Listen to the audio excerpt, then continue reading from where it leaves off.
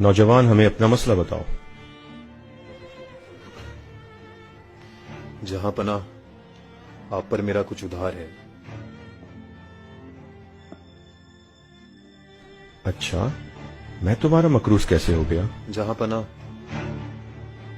मैं एक ताजिर था, मेरा दिवालिया हो गया, मैं बुरी तरह कर्जे में फंस गया। मैं रोजाना सोने से पहले अल्लाह से दुआ करता। बेटे, जहां पना ने तुमसे पूछा है कि इन पर तुम्हारा कर्जा कैसे आया।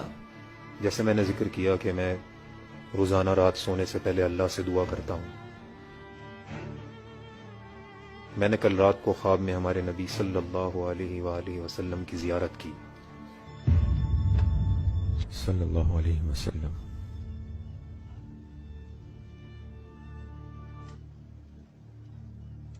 आका सल्लल्लाहु अलैहि वसल्लम ने मुझसे फरमाया कि मेरे हमीद से कहो कि वो रोजाना रात को हमें दुरूद व सलाम भेजकर याद करता है, और वो कल रात दुरूद पढ़ना भूल गया।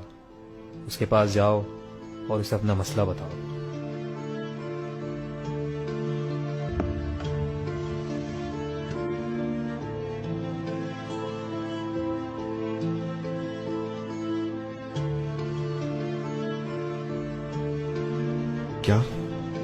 क्या फरमाया मेरे आका ने? क्या फरमाया? मेरे हमीद,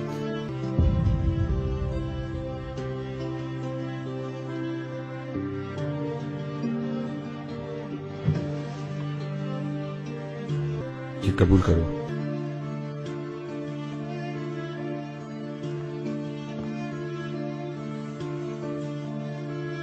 लेकिन एक बार फिर से बताओ, क्या फरमाया था मेरे आका ने?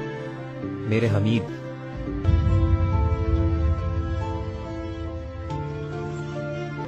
ये भी रखो।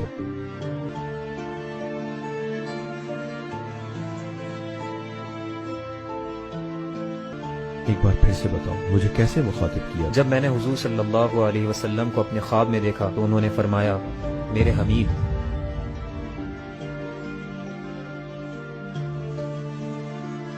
ये लो, खुदा के लिए फिर से बताओ। मेरे हमीद,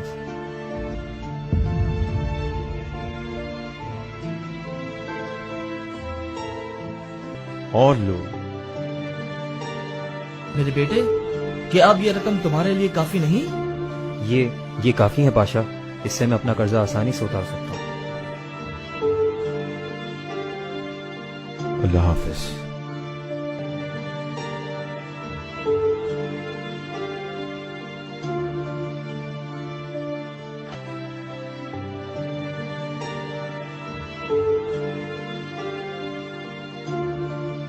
जहां पना, मुझे डर था कि आप सब कुछ ही इस पर लुटा देते। पाशा, तुमने क्या कहा? अल्लाह रब्बुल इज्जत की कसम, अगर वो कोशिश करता कि मेरी सारी जायदाद और बादशाहत ले ले तो मैं उसे दे देता। पाशा, मैं कल रात को काम कर रहा था और मैं थक कर मेज पर ही सो गया था और दरूद शरीफ पढ़ना भूल गया। अल्लाह मेरी इस कोताही को माफ करे।